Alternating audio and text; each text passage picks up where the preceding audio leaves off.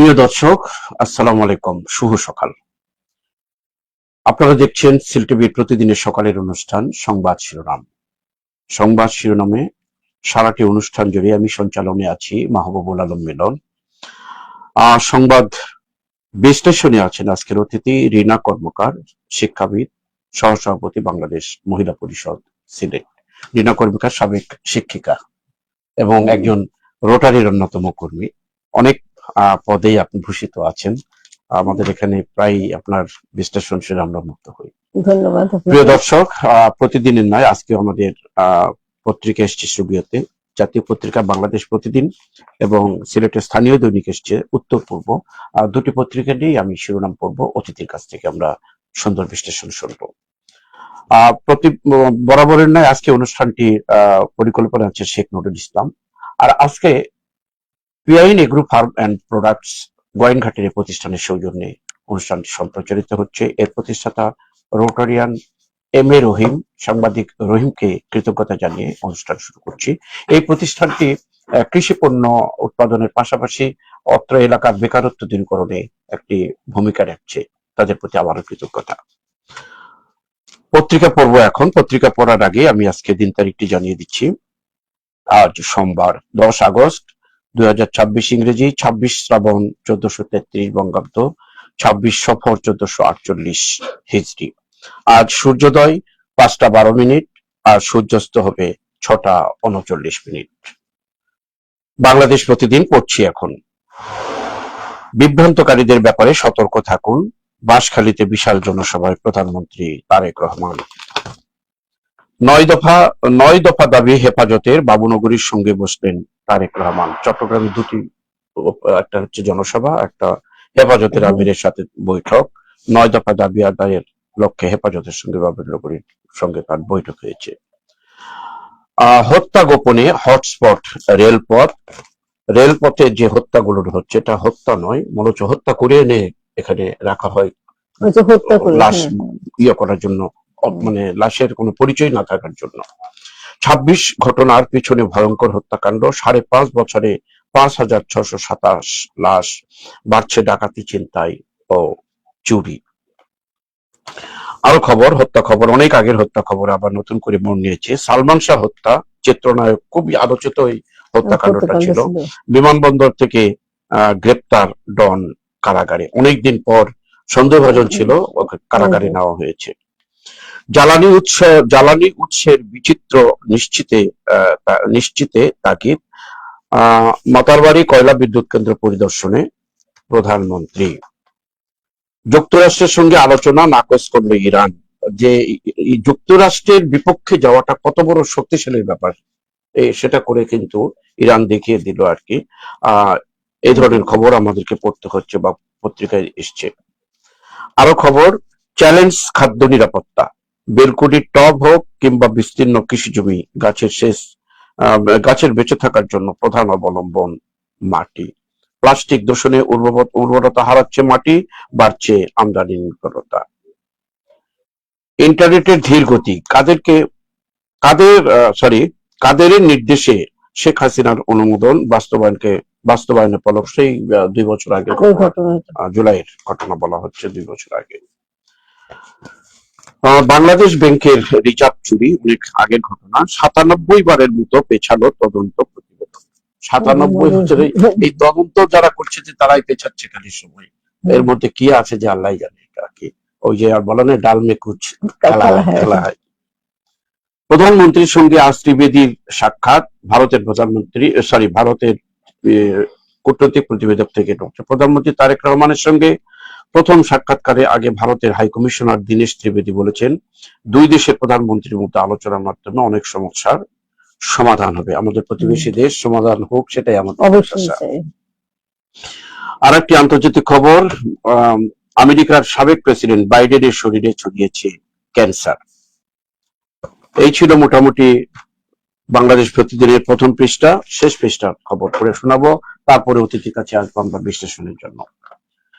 বাংলাদেশ প্রতিদিনের শেষ পৃষ্ঠায়, কৃষি হচ্ছে প্রযুক্তি নির্ভর, 3 অর্থ বছরে ধাপে ধাপে বাড়বে বরাদ্দ। শুভ সংবাদ। কমছে ঋণ মান চাপের সংখ্যা। কমছে ঋণমান, কিন্তু চাপের সংখ্যা। বিদেশে ভ্রমণ প্যাকেজে নেওয়া যাবে টাকায়, কেন্দ্রীয় ব্যাংকের সার্কুলার। একটা সুন্দর একটা জিনিস আছে, টাকায় নিয়ে যাওয়া যাবে ভ্রমণ প্যাকেজটা আর কি।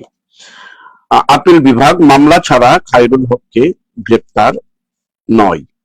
এজাহারভুক্ত আসামি নন মামলা ছাড়া সাবেক প্রধানমন্ত্রী এবিএম খায়রুল হককে গ্রেপ্তার না দেখাতে, হয়রানি না করতে হাইকোর্টের আদালতের বিরুদ্ধে রাষ্ট্রপক্ষের নিষ্পত্তি করে দিয়েছেন আপিল বিভাগ।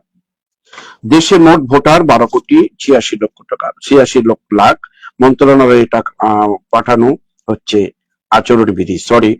12 লাখ কোটি কোটি বলতে টাকার কথাটাই চলে আসতেছে, যেহেতু এর আগে আমরা বাংলাদেশ ব্যাংকে পড়েছি। ভোটার 12,86,00,000। মন্ত্রণালয়ে পাঠানো হচ্ছে আচরণ বিধি। পানি কমছে, বাড়ছে আতঙ্ক। আসলে বন্যার পানি যখন কমে যায় একটা আতঙ্ক তখন বাড়ে, অনেক ঘর বাড়ি পড়ে যায়, সমস্যা। আরেকটি খবর, তারেক জিয়ার ঘর তো আরামে, ঘুম যাইতো পার ঘুম। অর্থাৎ চট্টগ্রামের আঞ্চলিক ভাষায় কথাটি বলা হয়েছে যে তারেক জিয়ার ঘর তো আরামের ঘুম, কিন্তু আমাদের ঘুম তো আরামে নয়। আঞ্চলিক ভাষায় ওটা মনে হয় যে গৃহ হস্তান্তর করেছে, তখন সে আনন্দে আর কি বলছে যে এটা তো তারেক জিয়া যখন দিয়েছে তো এটা তো আরামে। ধন্যবাদ, আপনার বিশ্লেষণ। আরামে ঘুমোতে পারবো আর কি। টঙ্গীতে সড়ক দুর্ঘটনায় শিক্ষার্থী নিহত, মহাসড়ক অবরোধ। পদ্মা থেকে বিলুপ্তির পথে ইলিশ। আচ্ছা, পদ্মা থেকে যদি ইলিশ বিলুপ্তি হয় তাতে বাংলাদেশ থেকে তো বিলুপ্তি হয়ে যাচ্ছে। পানির প্রবাহ গভীরতা কমার কারণে। ভারতে বাড়ছে মুসলিম বিদ্বেষ, 7 মাসে নিহত 44। আমি ইতিপূর্বে অনেকদিন পর ভারত থেকে সফর করি, আপনি আসার পরে একটা সাক্ষাৎ করেছি, কিছু আপনার অভিজ্ঞতা আমরা চেয়েছিলাম। কিন্তু আসলে কি এই যে 44 জন নিহত, এটা কি বিচ্ছিন্ন ঘটনা, না এটা দিয়ে একটু বিশ্লেষণ শুনি আপনার কাছে। আপনি তো 1 মাস থেকে সামাজিক অবস্থান, রাজনৈতিক অবস্থান। ধন্যবাদ আপনাকে, আপনি এমন একটা প্রসঙ্গ নিয়ে আসছেন যে আসলে আমি গিয়েছি ঘুরতে বলেছি, আর এটা তাদের রাজনৈতিক। এখন আমরা আমাদের দেখি কি অনেক সময় যে ঘটনাই ঘটুক একটা কিছু দায় চাপানো হয়। আর মানে আমি যদি মরে যাই তাহলে বলবে আমি হিন্দু মরে গেছি, আপনি মরলে আর এই দেশে আপনাকে বলবে না মুসলিম মরে গেছে। হ্যাঁ, মানে এইটা সংখ্যালঘু সংখ্যা এরকম আছে, কিন্তু আমি রাজনৈতিক বিষয়ে ওখানে বেশি আমি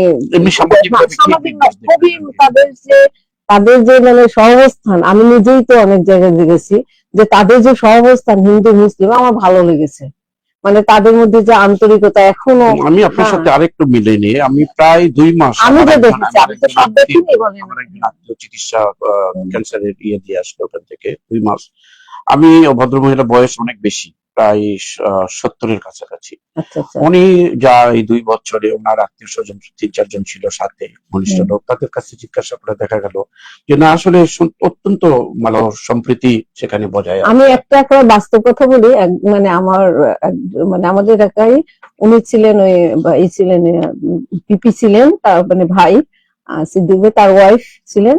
তো সিদ্দিক ভাই ডাক্তার দেখাতে গেছেন ইন্ডিয়াতে, একটা মানে এই সঙ্গে একটু বলতেই হয়, উনি যখন গেছেন ছেলে নিয়ে গেছেন, কিন্তু ওনাকে সমস্ত এখানকার যে ডাক্তারের প্রেসক্রিপশন সবকিছু দেয়া হয়েছে, যে ওখানে যাওয়ার পরে উনি যখন যাচ্ছেন, উনি সেই গাড়িতে না একটা সিএনজি গাড়ি ছিল, তো সেখানে না ট্যাক্সি না সিএনজি গাড়িতে সব ফেলে গেছেন এখন ডাক্তারের কাছে। এখন তো উনি ডাক্তার দেখাতে পারছেন না, রিপোর্ট গুলো ওখানে কি করবেন।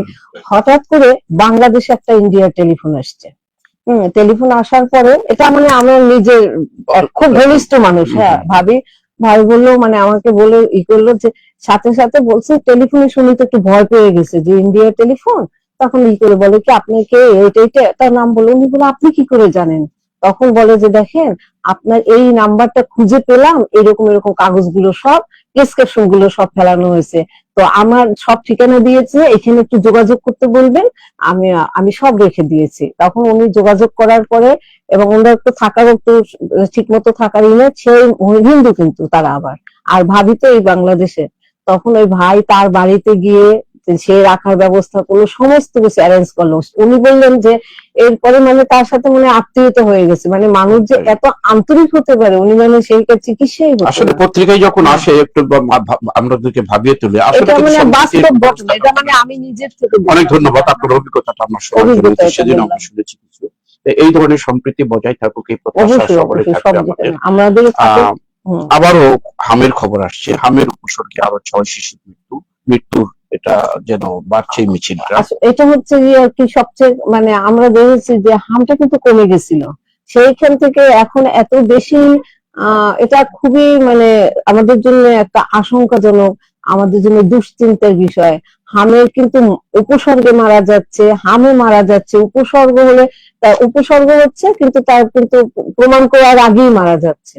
সুতরাং এটা খুবই একটা ভয়ঙ্কর বিষয়। ডেঙ্গু, এদিকে ডেঙ্গু আছে। ডেঙ্গু কিন্তু আবার কালকে দেখলাম মানে সিলেটে একজন করোনা ভাইরাসে আক্রান্ত হয়েছে। হ্যাঁ, কালকে পত্রিকায় এসেছে, পত্রিকায় আমরা এসছে। পড়েছি। তাহলে আমি মানে একটা বিভিন্ন চাপের মধ্যে আমরা আছি। আমি বিশেষ করে যে শিশু মৃত্যু নিয়ে আমরা এই যে যেখানে বলে এই যে ঘুমিয়ে আছে শিশুর পিতা সব শিশুদের অন্তরে, এই যে শিশুরা যদি এইভাবে যদি প্রায় প্রতিদিন মৃত্যুর সারিতে থাকে, তাহলে দেশের এই যে নেক্সট মানে যে কোনো মৃত্যুই খারাপ, শিশু মৃত্যুটা আরো মানে করুণ হয়। আর তাছাড়া এখন দেখা যাচ্ছে বয়সী লোকেরাও হামে মারা যাচ্ছে। সুতরাং হামটাকে নির্মূল করার জন্য আমাদের জন্য সরকারি বিষাদের ব্যবস্থা খবর নেওয়া যে উচিত। ইলিশ মাছটি বাংলাদেশের গর্ব, বাংলাদেশের মানুষের পরিচিত দীর্ঘদিনের ইলিশ। ইতিহাস। যদিও আমরা কত বছর থেকে ইলিশ ঠিক মতো আমরা দাম দিয়ে কিনতে পারতেছি না, কিন্তু সাধারণ মধ্যবিত্ত মানুষ যারা, পদ্মা থেকে বিলুপ্তির পথে ইলিশ, আরো একটি বিষাদময় খবরটা এসলো। অবশ্যই আমাদের মানে আমরা যখনই বলি ইলিশ মনে হয় যে এটা আমাদের বাংলাদেশেরই একটা সম্পদ। ইলিশ কিন্তু বাংলাদেশের একটা সম্পদ। এবং এই যে এটা কারণ হচ্ছে যে বিলুপ্তির পথে কারণটা খুঁজে দেখা গেছে যে এটা যে পানির প্রবাহ, নদীর গভীরতার মানে কমে গেছে, আর বেড়েছে হচ্ছে গিয়ে চর বালুর মানে আধিক্য, সবকিছু মিলিয়ে যখন বলে যে ইলিশ হচ্ছে গভীর জলের মাছ। হ্যাঁ, সেখানে আমাদের তাইলে ইলিশকে আমাদের মধ্যে রাখতে হলে আমাদের যে দেশের একটা সম্পদ, আমাদের যা পরিচিতি, বলতে গেলে বাংলাদেশের পরিচিতি আছে একটা ইলিশে। হ্যাঁ, আর পদ্মার ইলিশ আমরা বলতে গেলেই কিনতে গেলেও বলি যে পদ্মার ইলিশ কোথায় আছে। সুতরাং আমাদের সরকারি ভাবে যদি এই নদীর পানির প্রবাহটা বাড়ানো যায়, গভীরতাটা ড্রেজিং করে নদীর গভীরতা বাড়ানো যায় সুন্দর দিক নির্দেশনা আসছে। পদ্মার ইলিশ আমরা আবার খবরটা শুনে এটা কেমন করে এটা বৃদ্ধি করা যায় তার জন্য সরকারি ভাবে একটা আমাদের মৎস্য মন্ত্রণালয় আছে এখানে, আমাদের দেশে করবে এই আশা প্রত্যাশা রাখি, ইলিশ যেন না হারিয়ে যায়। আসলে আমার মনে পড়ে এখনো, আমি যখন ছোটবেলায় একটা ইলিশ মাছ 1 কেজি ওজন ইলিশ মাছ অনলি 20 টাকা, মাত্র 20 টাকা তৎকালীন আমি কিনেছি। আমার নিজের অভিজ্ঞতা থেকে আসছে। সেই ইলিশ এখনো একটা 1 কেজি ইলিশের দাম 3000 4000 টাকা পর্যন্ত। তারপরে যদি না পাওয়া যায়, টাকার মান তো এমনি তো কমেছে বা প্রত্যেকটা মূল্য বেড়েছে, কিন্তু 20 টাকায় 3000 4000 তাও যদি না মিলে। তারপর আরো আছে, আপনি শুধু পাওয়ার বিষয় না, সেই ইলিশের যে স্বাদটাও নেই। আগে যেমন একটা স্বাদ, হ্যাঁ, যেমন এক বাসায় রান্না হলে স্বাদ বন্ধ যেত, মানে আমি বিশেষ করে পদ্মার ইলিশটা আমরা বেশি আমাদের এলাকায় মানে রান্না করলে খেতেই পেতাম না, এত তেল মনে হচ্ছে গন্ধ, মানে অনেক সময় তেলটাই অনেক দুর্গন্ধ যেত, সেই নেই। প্রতিদিনই দুর্ঘটনার খবর আসছে। সিলেটে কয়েকজন 2 দিন আগে 9 জনের মারা গেল। আজকে একটি খবর, টঙ্গীতে সড়ক দুর্ঘটনায় একটা শিক্ষার্থী নিহত। প্রতিনিয়ত খবরগুলো আসছে, জনগণ সচেতন হবে এই ব্যাপারে, যাতে করে আর কোনো প্রাণ না ঝরে। দুর্বিষহ অভিজ্ঞতার বর্ণনা দিলেন ফ্লাইটের যাত্রীরা। এই যে ফ্লাইটটা এখানে 8 ঘন্টা না কত না 28 ঘন্টা না 28 ঘন্টা না 28 ঘন্টা ছিল, পরে বলছে আমরা 39 ঘন্টা একজনে বলছে আর কি অভিজ্ঞতা, তার সাক্ষাৎকারে। এটা কারিগরি ত্রুটি ছিল বিমানের। আমার এটা হতেই পারে। আমার কথা হচ্ছে গিয়ে আমরা যা অভিজ্ঞতা শুনলাম তাদের কাছ থেকে, আমরা যে কোনো মিডিয়াতে দেখলাম, তাদের সাক্ষাৎকারও দেখলাম, অনেকে পৌঁছাবার পরেও সাক্ষাৎকার দিয়েছে ওখানে। তারা বলেছে যে ফ্লাইট নষ্ট হতে পারে, থাকা লাগতে পারে, সবই ঠিক আছে, কিন্তু বৈষম্য করা হয়েছে। মানে আমাদের ব্যবস্থাপনা ভালো না, ব্যবস্থাপনাই ছিল না বলতে গেলে। তাদেরকে এয়ারপোর্টের বাইরে যেতে দেওয়া হয়নি, তাদের ওখানে মানে সেই ছোট ছোট বাচ্চা থেকে বুড়ো এত কষ্ট করেছে, কিন্তু অন্য দেশের যারা ছিলেন যাত্রী তাদেরকে ঠিকই হোটেলে, মানে এখানে কিন্তু একটা বিমানের একটা ইয়ে আছে, যদি কোনো সময় বিমান আপনার কোনো যান্ত্রিক ত্রুটি দেখা দেয় বা যে কোনো কারণে যদি কোনো জায়গায় একটু থাকতে হয়, তখন তারা যারা যাত্রী প্যাসেঞ্জার থাকে তাদেরকে নিয়ে হোটেলে রাখার নিয়ম এবং সাধারণত এই আইনগুলো বিমানের আইন হিসেবে আছে।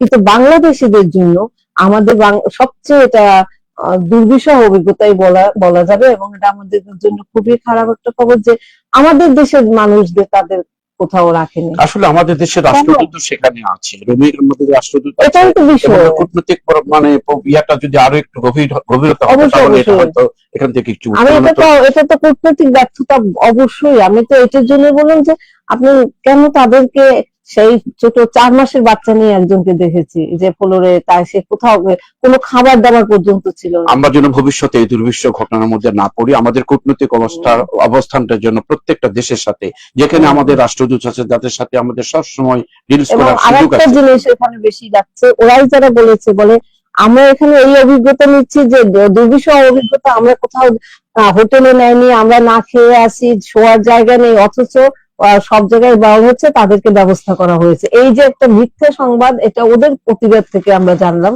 যে এই, আমার মনে হয় সবাইকে যে কোনো ঘটনা সঠিক খবরটা যেন পৌঁছানো হয়। সুন্দর বিশ্লেষণ হয়েছে। আরেকটি খবর, একটা সুখবরই বলা যায়, আমাদের পাউন্ড বা ডলার বা টাকা চেঞ্জ করে নেওয়া যাওয়া লাগতো যখন বিদেশ ভ্রমণ হতো, বিদেশ ভ্রমণে প্যাকেজে নেওয়া যাবে, এখন প্যাকেজে টাকায় প্যাকেজ নেওয়া যাবে। এই যে একটা মোটামুটি, যেহেতু আমাদের দেশের টাকায় আমরা প্যাকেজে দিতে পারবো, এই খবরটি কেমন লাগলো? অবশ্যই অবশ্যই, আমাদের দেশের যে কোনো উন্নতি আমাদেরকে যে যতটা আপ্লুত করবে, অন্য কোনো দেশের সেটা করবে না। এটা তো খুবই ভালো খবর। এই ধরনের খবরগুলো নিত্য নতুন যে এরকম আপডেট হয়, সেই খবরটা আমাদের থাকলো। পেয়ারা বাজারে মার্কিন রাষ্ট্রদূত, একটা পেয়ারার বাজারে মার্কিন রাষ্ট্রদূত ইতালি কিন্তু সব জায়গায় বিভিন্ন জায়গায় যাচ্ছে, তার মধ্যে দেখুন পেয়ারা বাজারে এসে উপস্থিত না, এখন এটা মানে আমি ওনাকে আগে ধন্যবাদ দেই, এবং আমি যেহেতু বরিশালের প্রাকৃতিক, বরিশালের পেয়ারাটা তো আলাদা, আমরা বেশি ধন্যবাদ অবশ্যই দিচ্ছি। হ্যাঁ, কারণ কি, উনি শুধু এই প্রথম যান নাই, মানে মার্কিন রাষ্ট্রদূত হিসেবে উনি প্রথম যেতে পারেন, কিন্তু এর আগেও মার্কিন রাষ্ট্রদূত গিয়েছেন। মানে পেয়ারা বাজারের যে সৌন্দর্য, সেটা আসলেই না দেখলে বিশ্বাস করবেন না। প্রাকৃতিক সৌন্দর্যকে আকর্ষণ করেছে, এবং এলাকার মানুষ উৎসাহিত হয়েছে যে রাষ্ট্রদূত সেখানে উপস্থিত। আমরা মার্কিন রাষ্ট্রদূতকে অবশ্যই মানে কৃতজ্ঞতাও জানাই যে উনি এখানে গেছেন, এবং ওনাকে অনেক ধন্যবাদ। আমরা অন্যান্য রাষ্ট্রদূতকে আমরা বলবো যে এখানে যাবেন, প্রাকৃতিক সৌন্দর্য উপভোগ করে আসবেন, এবং পাশাপাশি যারা এরকম করে উদ্যোক্তা যারা আছে, পেয়ারা বাজারের মতো আরো বিভিন্ন বাজার বসিয়ে আকর্ষণীয় যদি করতে পারে, তাহলে রাষ্ট্রদূত কেন, সবাই যাবে সেখানে আর কি। তো মার্কিন রাষ্ট্রদূত যখন গিয়েছে, অন্যান্য রাষ্ট্রদূত এখানে যাবেন, এই বাজারটা আরো সমৃদ্ধ হবে, এই এবং আমরা বলবো যে প্রতি বছরই আসে। আরেকটি বিশ্লেষণ আমরা করতেছি যে গতকালকে আমাদের বাঁশখালীতে গিয়েছেন মাননীয় প্রধানমন্ত্রী, সেখানে বাবুনগরীর সাথে হেফাজতে ইসলাম, বাংলাদেশের জামাতে ইসলামের পরেই যেন ইসলামী একটি বড় দল, এটা যদিও সরাসরি রাজনীতিতে এদের তৎপরতা কম, কিন্তু একটা বিশাল ভোট ব্যাংক। সেখানে যে 9 দফা দাবি হেফাজতের বাবুনগরীর সঙ্গে বসলেন তারেক রহমান, পাশাপাশি বাঁশখালীতে একটা বিশাল জনসভায় বলেছেন বিভ্রান্তিকারীদের ব্যাপারে সতর্ক থাকুন। প্রধানমন্ত্রী দুটা দিক নিয়ে কি বলতে চান? আমি প্রধানমন্ত্রী হিসেবে, উনি হচ্ছেন দেশের, উনি কোনো মানে কোনো একটা এলাকা বা একটি দলের প্রধানমন্ত্রী নন, উনি হচ্ছেন সমগ্র দেশেরই প্রধানমন্ত্রী। সেই হিসেবে মাননীয় প্রধানমন্ত্রী যে হেফাজতের সাথে 9 দফা দাবি নিয়ে বসছেন, অবশ্যই যে কোনো দলে যে কোনো একটা দাবি করতে পারে, প্রধানমন্ত্রী হিসেবে এটা আমি তাকে সাধুবাদ জানাই যে হ্যাঁ, তার সাথে বসে বিষয়টা জানবে। আলোচনায় অনেক কিছু হয়ে যায়, আলোচনায় অনেক কিছু, ওই যে মানববন্ধন, জ্বালাও পোড়াও, মিছিল, মিটিং, এগুলো কিন্তু ফয়সালা হয় না, কিন্তু ফয়সালা হয় কিন্তু আলোচনা। সেটা আলোচনাটা একটা আরেকটি খবর, top of the country, top of the not country, top of the world বলা যায়, মির্জা ফখরুল হচ্ছেন রাষ্ট্রপতি, আর জামাত জোটের প্রার্থী অলি। আগামী 20 তারিখে সম্ভাব্য তারিখ একটি দেওয়া আছে, বাংলাদেশের নতুন প্রেসিডেন্ট হতে যাচ্ছেন মির্জা ফখরুল। এখনো আমাদের অভিনন্দন দেওয়ার মতো কিছু নাই, খবরটির জন্য অভিনন্দন দেওয়া যেতে পারে, তারপর হওয়ার পরে তাকে অভিনন্দন জানাবো। এ ব্যাপারে আপনার মতামত কি, যে অনেক নামের পরিশেষে মির্জা ফখরুলের নাম আসলো বিএনপি? দেখেন, এটা তো তাদের রাজনৈতিক বিষয়, অবশ্যই নাগরিক হিসেবে অনেক পুরনো রাজনীতিবিদ, এবং ওনার মধ্যে যে ভদ্রতা দেখেছি, ওনার মধ্যে যে শিক্ষা দীক্ষা এবং আচরণ ভালো, যথেষ্ট ভালো। সুতরাং উনি যদি প্রধান মানে রাষ্ট্রপতি নির্বাচিত হন, সেটা যেহেতু নির্বাচন করেছে সেই দল, হ্যাঁ, আর ওনার যে বিগত দিনের আচরণ সত্যিই ভালো, ওনার মধ্যে সেই সব ধরনের কোয়ালিটি আছে। সুতরাং আমরা তো সাধুবাদ জানাবো, আমি ব্যক্তিগতভাবে সাধুবাদ জানাচ্ছি স্বাগতম জানাচ্ছি। দেখা যাক, আমরা অপেক্ষা করি আরো অপেক্ষা কয়েকটা করি, দিন। দেখা যাক। তারপরও মানে রাজনীতিতে বললেন শেষ কথা শেষ বলতে বলতে কিছু কিছু নাই। নেই। তারপরও যেই লোকটার নামটি এসছে কয়েকদিন থেকে 10-12 জনের হ্যাঁ। আস্তে আস্তে সাতাই করে গতকালকে আসছিল 4 জনের নাম। এই 4 জনের থেকে একজন নাম, অর্থাৎ একজনের নাম নাই, উনি উপযুক্ত। অর্থাৎ দল থেকে অলরেডি উনি রাষ্ট্রপতি হওয়ার উপযুক্ত, এটা তো অবশ্যই। নির্বাচন তো হবে একটা, এখানে তো যেহেতু সংখ্যাগরিষ্ঠ বিএনপি 240-এর মতো বোধহয় এটা তো আসন। নিয়ম অনুযায়ী যেটা হবে সেটা কিন্তু শেষ করিনি আমরা জাতীয় পত্রিকা। প্রিয় দর্শক, আমরা জাতীয় পত্রিকার শিরোনাম পড়লাম, সাথে সাথে সুন্দর বিশ্লেষণ শুনলাম, এবং আমাদের সর্বশেষ খবর যেটা পড়লাম, মির্জা ফখরুল আগামী দিনে প্রেসিডেন্ট হচ্ছে বাংলাদেশের। তাকে আমরা অগ্রিম একটা অভিনন্দন দিই। যেহেতু প্রথম আসছে খবর। আরো খবর, সিলেটের স্থানীয় দৈনিক উত্তর পূর্ব পড়ে শোনাচ্ছি। চট্টগ্রামে প্রধানমন্ত্রী বিভ্রান্তির কথা না বলে জনগণের শান্তি নষ্ট করবেন না, যেটা একটু আগে আলোচনা করেছেন আপনি চট্টগ্রামের খবরটি। সাতপন্থীদের ইস্তেমা বন্ধ সহ প্রধানমন্ত্রীর কাছে হেফাজতের 9 দাবি। বিশ্ব ইস্তেমাতে একটি দলই সকলে মিলিয়ে একত্রে আমরা দেখেছি, বেশ কয়েক বছর থেকে আবার দুটি ভাগে ভাগ হয়ে গেছে। এখানে সাতপন্থীদের ইস্তেমাতে না আসার জন্য হেফাজতে একটা দাবি, এটা প্রধানমন্ত্রী তার কাছে জানানো হয়েছে, এটা যাতে করে দেশের শান্তি বজায় রাখে সেভাবে হবে। আমরা সবারই অধিকার আছে, এটাই হচ্ছে বড় বিষয়। দেশে মোট ভোটার 12,86,555 জন, ইসি থেকে যে রিপোর্টটি এসছে, এবং ভোটারের সংখ্যা দিনে দিনে বাড়ছে 12 কোটি ভোটার, বিশাল ব্যাপার। 13 কোটির মতো, 13 কোটিটার ভোটার, মানে অলমোস্ট 13 কোটি। যাকে খবরটি আগামী ভোট আসার আগেই আমরা পেয়েছি খবর। আরো যা বাড়বে সেটা তো কাউন্টার তখন আর হবে না সম্ভবত, এটাই হচ্ছে লাস্ট কাউন্ট। দেখা যাক, 5 বছর পরে তো নির্বাচন। আচ্ছা, উপজেলা পর্যায়ে 5,000 চিকিৎসক নিয়োগ দেওয়া হবে। স্বাস্থ্যসেবার উন্নয়নে 5,000 চিকিৎসক নিয়োগ দেওয়া হবে উপজেলা পর্যায়ে যারা নিয়োগ পাবেন তারা যেন এখানে কাজ করেন, সেই মনোমানসিকতা যেন তাদের থাকে, এই প্রত্যাশা আমরা জনগণের কাছ থেকে যেটা প্রত্যাশা সেটাই যেন হয়। সিসি প্রশাসকের সঙ্গে এসএমপি কমিশনের সৌজন্য সাক্ষাৎ। এসএমপি কমিশন নতুন এসেছে সিলেটে, একজন বয়স্ক, এর আগে একজন তরুণ এসএমপি কমিশনার ছিলেন আর কি, একজন বয়স্ক কমিশনার আছে, ওনার সঙ্গে প্রশাসকের সাক্ষাৎকার। অভিজ্ঞতা আছে, বয়স্ক অভিজ্ঞতা থাকবে। এই ছিল মোটামুটি প্রথম পৃষ্ঠার খবর। বিজ্ঞাপনে পত্রিকায় ছাড়িয়ে গেছে উত্তর পূর্ব শেষ পৃষ্ঠার। তাঁতিপাড়া সমাজ কল্যাণ সংস্থার সভা, বক্তব্য রাখছেন সিলেট মহানগরীর বিএনপির সভাপতি নাসিম। তাঁতিপাড়া ওনার বাড়িও, সমাজ কল্যাণের নতুন কমিটি গঠন হয়েছে, সমাজ কল্যাণ সংস্থার সভায় উনি বক্তব্য রাখছেন। রাষ্ট্রপতি নির্বাচনে 11 দলীয় ঐক্যের প্রার্থী অলি, এটা আমরা আগে পড়েছি। সিলেটে প্রোটিন কুকিং চ্যালেঞ্জ অনুষ্ঠিত, বিদ্যুৎ স্পৃষ্টে শিশিকর্মী নিহত।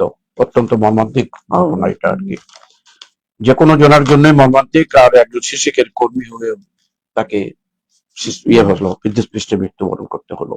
দোকানে চুরি বন্ধে লন্ডন পুলিশের নতুন প্রযুক্তি। আরো খবর, মজুরি বৃদ্ধি সহ 4 দফা দাবিতে চা শ্রমিকের বিক্ষোভ মিছিল। আদিবাসী দিবসে মত বিনিময় সভা, সাংবিধানিক স্বীকৃতি ও সমতল ভূমি কমিশন গঠনের দাবি। মাধবপুরে লরি ট্রাক অটোরিকশায় ত্রিমুখী সংঘর্ষে নিহত 2। নিহতের খবর প্রায়ই আসছে। চরমোনাই পীরের সিলেট সফর উপলক্ষে প্রস্তুতি সভা। ইসলামী আন্দোলন মহানগর শাখার নতুন কমিটি শপথ গ্রহণ। এই ছিল মোটামুটি সিলেটের স্থানীয় পত্রিকা উত্তর পূর্বের প্রথম পৃষ্ঠা শেষ পৃষ্ঠা। এখানে কোনটা নিয়ে আলোচনা করবে? আদিবাসী আজ বৈষম্যের শিকার একটা খবর আসছে। সিলেটের সিলেটে কিন্তু আদিবাসী একটা অধ্যুষিত এলাকা, বিভিন্ন উপজাতি এখানে কিন্তু আমাদের সংবিধান কি বলে, বাংলাদেশে আমাদের সংবিধান বলে যে আমাদের সবার জন্য সমান অধিকার, সেখানে আপনার জাতি ধর্ম বর্ণ নির্বিশেষে। সুতরাং আদিবাসীরা যদি বৈষম্যের শিকার হচ্ছে এবং তারা বারবারই কিন্তু আন্দোলন করছে, এইটা তো অবশ্যই আমরাও তাদের সাথে একমত যে না, বৈষম্য হতে পারবে না, কারণ আমাদের সংবিধানেই রয়েছে যে সবার সমান অধিকার। সেখানে কোনো ধরনের কোনো সম্প্রদায়, কোনো জাতি, কোনো ধর্ম, কোনো বর্ণ একদম নির্বিশেষে সমান অধিকার। সুতরাং আদিবাসী কেন তাদের অধিকার পাবে না? তাদেরকে সঠিক অধিকার দিতে হবে। তাদের যে দেখেন তাদের কিছু আইন, কিছু মানে বৈষম্যের যে আইনগুলো বৈষম্য পূর্ণ, সেইটা তারা বলছে যে সমতলে তাদের যে ভূমি আইন একটু মানে আমাদের থেকে একটু আলাদা। এই যে আলাদাটা, অবশ্যই সেখানে বৈষম্য রয়েছে। আমাদের তাদের এক একটা ধরনের সংস্কৃতিটা আলাদা, কিন্তু এই দেশেরই তো মানুষ। সংস্কৃতি হতে পারে আলাদা। আপনি দেখেন বাংলাদেশের স্বাধীনতা পর মুক্তিযুদ্ধে কিন্তু এই আদিবাসীরাও কিন্তু অংশগ্রহণ অবশ্যই করেছিল। সেটা এই দেশের মাতৃকা সংস্কৃতিটা আমাদের দেশের সংস্কৃতি। এটা এটা তাদের সংস্কৃতি মানে কি, যেমন বৌদ্ধ, হিন্দু, মুসলিম, বৌদ্ধ, খ্রিস্টান সবারই কিন্তু আলাদা আলাদা সংস্কৃতি রয়েছে। সেখানে আদিবাসীরও একটা রয়েছে। সুতরাং সেখানে বৈষম্যের শিকার সেটা অবশ্যই নয়, সেটা তো আমাদের একটা অংশ, আমাদের জনগণের একটা অংশ। সেখানে বৈষম্য তো এবং থাকতে বাংলাদেশের পারেই না। প্রত্যেকটি উন্নয়ন কর্মকাণ্ডের সাথে তারা জড়িত আছে। এবং অনেক আদিবাসী থেকে অনেক কিন্তু সরকারি কর্মকর্তাও কিন্তু ইতিমধ্যে আমরা দেখে যাচ্ছে হয়েছে, অনেক অবশ্যই হয়েছে, ম্যাজিস্ট্রেট হয়েছেন। না, তাদের তো মানে আপনার তাদের যে যোগ্যতা নেই তা না, সুযোগের অভাবে তারা হতে পারছিল না। সেই সুযোগটা যাতে বঞ্চিত না হয়, অর্থাৎ বৈষম্য যদি না থাকে, তবেই তারা সুযোগ পাবে। আর সুযোগ পেলে সে তার অধিকার আদায় করতে পারবে। আরেকটি ম্যাডাম, ওই যে আজকে যে আমরা সুখবর বললাম পড়ার সময়, উপজেলা পর্যায়ে 5,000 চিকিৎসক নিয়োগ দেওয়া হবে। অনেক উপজেলার পদ খালি পড়ে আছে, সেখানে ঘর আছে, মেশিন আছে, চিকিৎসা হচ্ছে না চিকিৎসকের অভাবে। আজকে এই যে 5,000 চিকিৎসক দেওয়া হচ্ছে, মানে এটা আমি খুশির খবর না কিসের খবর সেটা বলতে পারবো না। আমি কেন বলছি, নিয়ম না মানে তাহলে এটার জন্য বলেছি যে দেখেন কোন সময় কিন্তু উপজেলা পর্যায়ে নিয়োগ হয়নি এরকম কিন্তু নেই, নিয়োগ হয়েছে। নিয়োগের পরে যে কোনো ভাবে সবাই শহরে চলে আসে, যেখানে মনে করেন 2 জন থাকার জায়গায় ওখানে 5 জনও থাকে, কিন্তু ওখানে খালি পড়ে থাকে। তো সেটা শুধু যিনি আসেন তার নিজের দায়িত্ববোধ থেকে কি করেন জানি না, কিন্তু তার যেমন বিবেকবোধ কাজ করে না, তেমনি কর্তৃপক্ষ এখানে সঠিকভাবে সুপারভাইজ করেন না বলেই তারা, বা যে কোনো জায়গায় একটা গরমিল আছে বলেই যে সেই উপজেলা পর্যায়ে চিকিৎসকদের নিয়ে আসে। আর এখানে যারা রোগী আছে, যারা গ্রামে বাস করে, তারা বিভিন্ন চিকিৎসা সংক্রান্ত জটিলতায় ভোগে, যে তারা সঠিক চিকিৎসা পাচ্ছে না। সুতরাং আমরা মনে করি যাদেরকে উপজেলা পর্যায়ে চিকিৎসক নিয়োগ দেওয়া হয়, শুধু নিয়োগ দেওয়ার পরে কে থাকবে কে থাকবে সেটা জানি না, কিন্তু চিকিৎসক থাকুক, জনগণ যদি মানে চিকিৎসা সেবাটা পায়। অর্থাৎ এই নিয়োগের পাশাপাশি যেন তাদেরকে স্টে করে সেখানে, তারা সেই ব্যবস্থার জন্য অবশ্যই এই সুখবর দিয়ে আমরা আজকে শেষ করে নিচ্ছি। এটা আমাদের জন্য সুখবরই বলবো যে চিকিৎসা দূরগড়ায় থাকে, গ্রামে গঞ্জে মানুষরা উপজেলা চিকিৎসাটা পাবে। আমরা সিলেটের মধ্যে যতটুকু শুনেছি, জকিগঞ্জের উপজেলা কমপ্লেক্সটা খুব ভালো চিকিৎসা দিয়ে থাকছে। এরকম প্রত্যেকটি উপজেলায় যেন আমাদের পুরো সিলেট না সমগ্র বাংলাদেশেই প্রেক্ষাপটে যেন প্রত্যেকটি এবং তাদের জন্য যেন একটা ভালো ব্যবস্থাও সরকার করে থাকে। একজন ডাক্তার যখন যাচ্ছে সেখানে তার হয়তো থাকা খাওয়া ইত্যাদির অনেক অনুপযুক্ত হিসাবেও তারা অনেক থাকতে চায় না, এই ব্যবস্থা করা হবে, এই ব্যবস্থাটাও যেন তাদের জন্য করা হয়, তাহলে গ্রামের মানুষরা চিকিৎসা পাবে। চিকিৎসা পাওক এই প্রত্যাশা রেখেই আজকের অনুষ্ঠানটা আমরা এখানে শেষ করছি। প্রিয় দর্শক, সিলেটের খবর সহ বাংলাদেশের খবর নিয়ে 2টি পত্রিকায় আমরা পড়ে শোনালাম এবং অতিথির কাছে সুন্দর বিশ্লেষণ শুনলাম। বিশেষ করে এই চিকিৎসা নিয়ে যে কথাটি বললেন, যেন রোগীর পাশে ডাক্তার পাওয়া যায়, শুধু নিয়োগ নয়, চিকিৎসা যেন সেখানে হয়, এই প্রত্যাশা রেখে আজকের অনুষ্ঠান শেষ করছি। শেষ করার আগে আবারও পিআইন এগ্রো ফার্ম আমাদের যে সম্প্রচারে সহযোগিতা করলো আজকের অনুষ্ঠানটি, তাদের প্রতি আবারও কৃতজ্ঞতা জানিয়ে এবং আগামী দিন এই সময়ে আপনারা আমাদের সাথে থাকবেন এই প্রত্যাশা রেখে অনুষ্ঠান এখানে শেষ করছি। আল্লাহ হাফিজ।